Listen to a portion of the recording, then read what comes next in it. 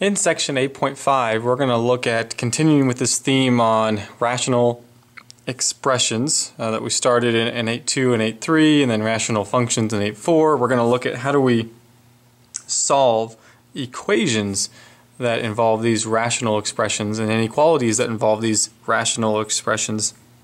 And this will kind of wrap up really kind of the first part of chapter 8, and we'll kind of close out our dealings with rational type expressions and functions and equations. Okay, so what is a rational equation? What would a rational equation look like? Well, it's not one that simply involves fractions. Okay, it's one specifically, I'll say specifically where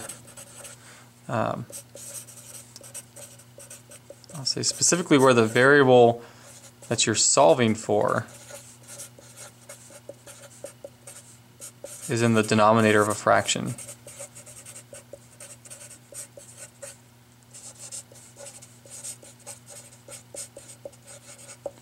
Okay, so that would be a little bit different than equations that we've seen in the past, where sure we've seen equations that have fractions, but we haven't seen equations where the variable has been in the denominator of a fraction. First example, x minus 18 over x equals 3. The way I like to solve all of these rational type equations is I like to use a least common denominator technique.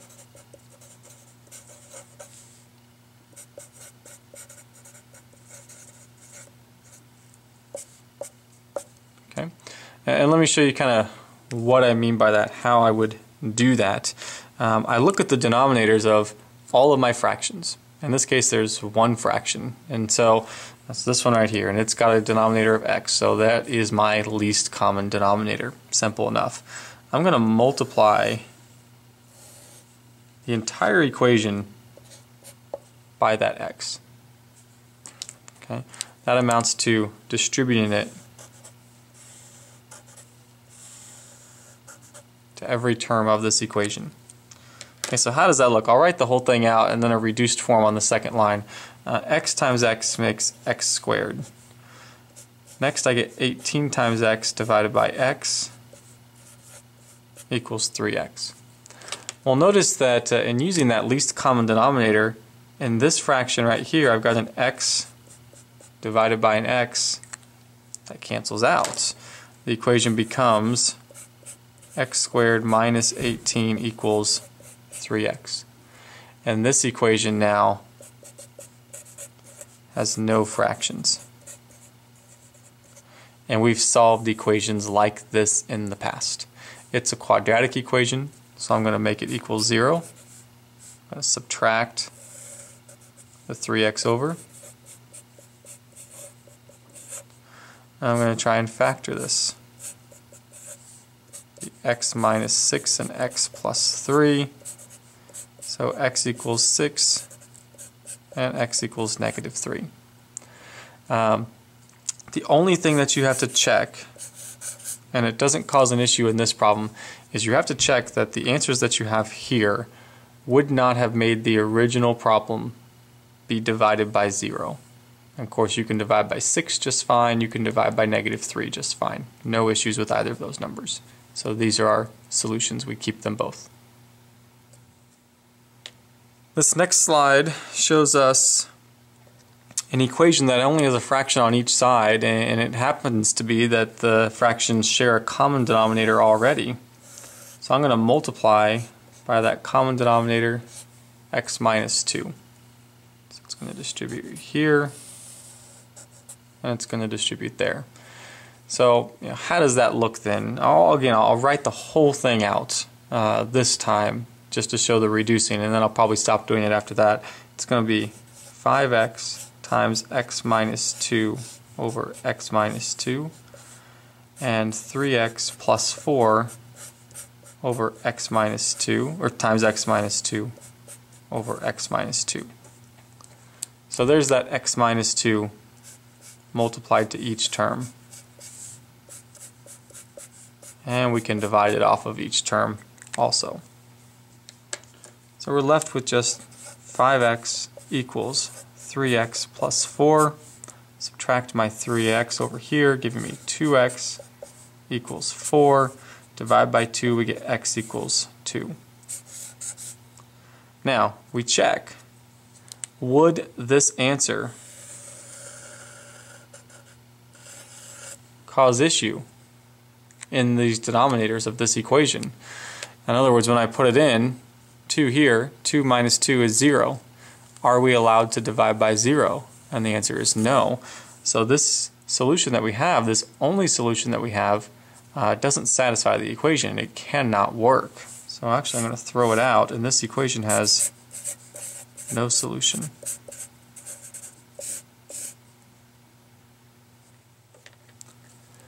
Okay, this next one, I begin by multiplying by a common denominator. Common denominator would have an x minus 8 and would have a 2, because those are all the pieces in the denominators of the fractions that I see. So I'm going to distribute this here, it's going to distribute here, and it's also going to distribute there. Now, I'm going to do this time without writing all of the steps of doing that.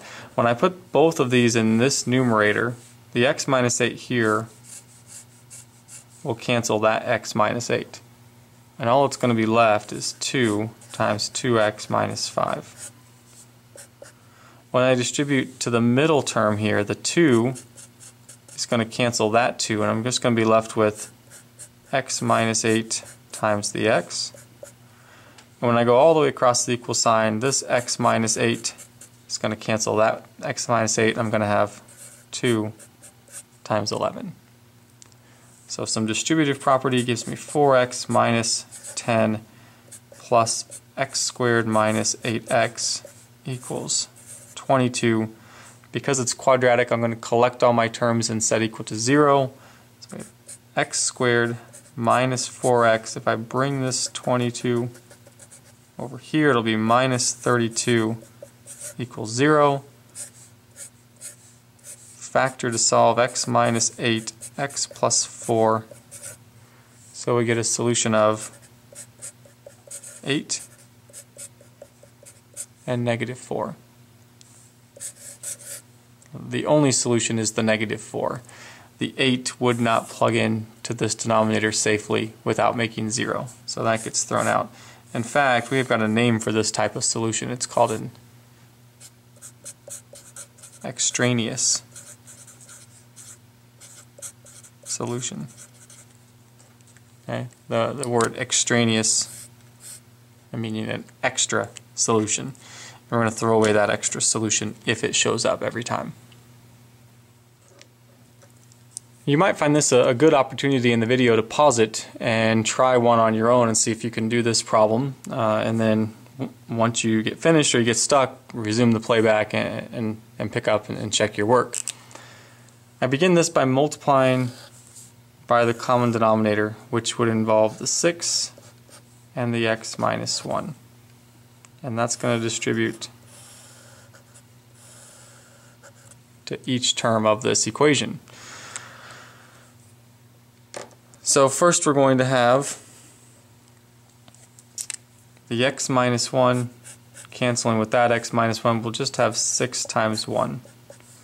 This x minus 1 will cancel the x minus 1. We're going to have 6 times x. This 6 is going to cancel that 6. We're just going to have x minus 1 times x. So we have 6 equals 6x plus x squared minus x. Make equal to 0. Regroup the terms. It's x squared plus 5x. This 6 gets subtracted over minus 6. Now, can we factor this? The answer is yes, we can. We can factor plus 6 minus 1. Solutions are x equals negative 6 and x equals 1. One of these solutions is an extraneous solution. One of them needs to be thrown out. So can you think of which one it is? The one that we throw out is going to be the x equals 1, because up here 1 minus 1 would make 0, and we cannot make 0 in the denominator. So our only solution is -6. Finally, in this lesson, we're going to look at a couple of inequalities. The first thing I do when I solve a rational inequality is I'm going to do it just kind of like maybe replacing, well, I guess we don't really need to replace it. Let's kind of scratch that. I guess we could, but we don't need to. Let's just bring all the terms to the same side. Okay, subtract the 3 over. Now I need to combine these two. Okay, so think of this 3 as like a 3 over 1, and I need a common denominator. To get a common denominator, we'd have to multiply this 3 times x minus 8 over x minus 8. Okay, so we'd have, then if I distribute, I'd have negative 3x. This is going to make positive 24, plus the 6 is going to make positive 30 over x minus 8. Okay. So that's kind of step 1, is to kind of set equal to 0, combine all the terms to one fraction. Okay. Now what I'm going to do is set the numerator equal to 0 and solve it.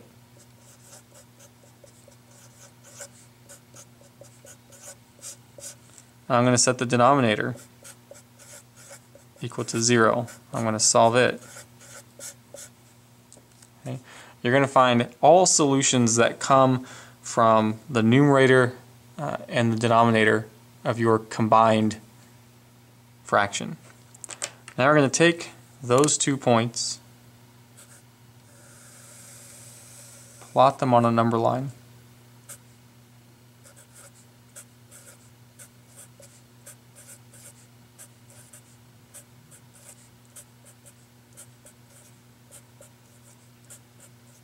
And that number line's good enough. So we need a point at 8 and a point at 10. The question becomes open or closed circle points. Okay, the point from the numerator, this one here, can be open or closed. It depends on the inequality. Had an equal to. So that's going to be closed.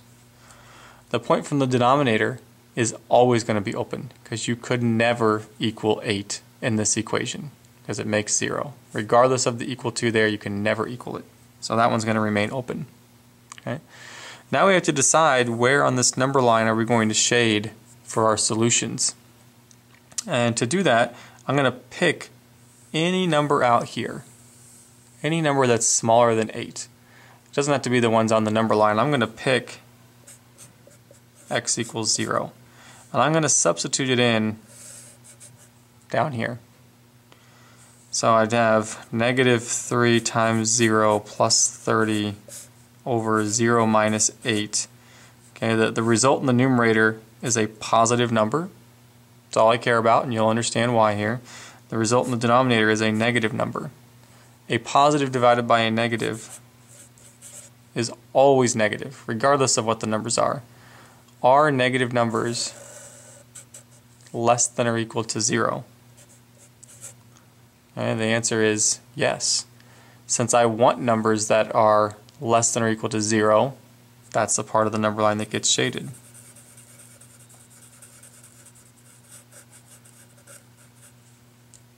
Okay.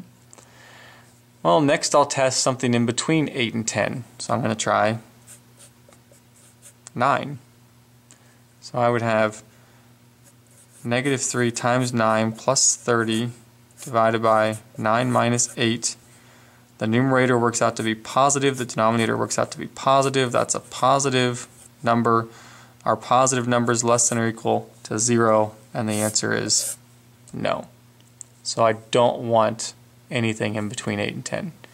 And I'm going to pick something that's bigger than 10. like 11, and I'll plug it in.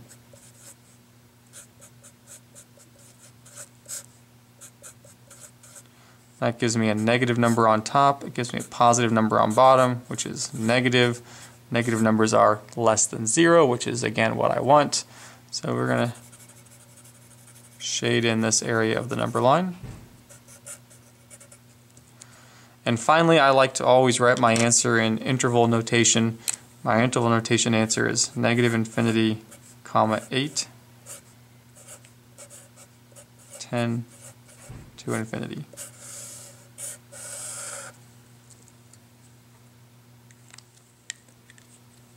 Well, let's do one more inequality. Again, it's a good chance to pause the video. If you think you can do what you just saw, then pause the video and try it on your own. If not, then just kind of follow along and see if it becomes a little bit clearer. So the first thing is to bring that 4 across the equal sign and then combine these fractions. So it would be x minus 4 times x minus 3 over x minus 3, so that 4 made a common denominator. That's going to be negative 3x, so I'm combining as a negative 4 plus one more, it's negative 3x plus 12 over x minus 3 greater than or equal to 0. Okay, we want the numerator equal to 0.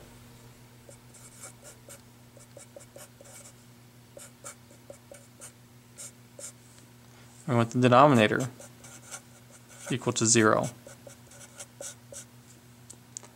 And our number line then,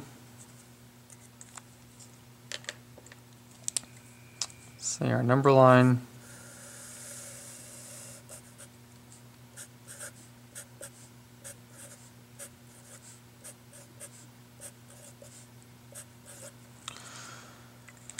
I'm going to use, let's see, as far as the circles go, we can use open circle at the 3 because it comes from the bottom of the fraction.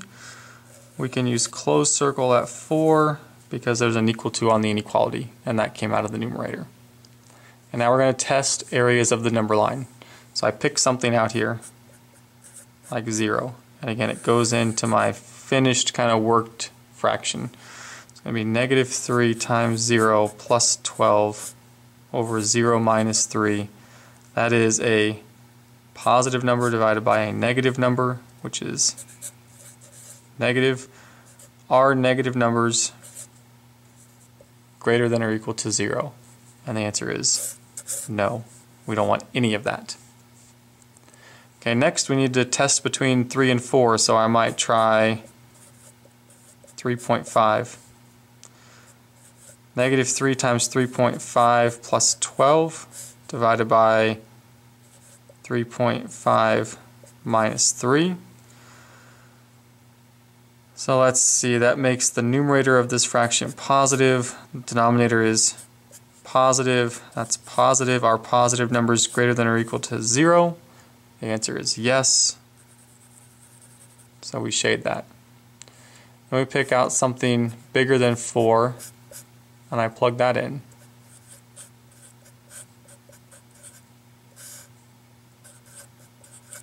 Okay, so that makes negative on top, makes positive on bottom, which is negative, and we've already said we don't want negative numbers. So our solution is only 3 to 4.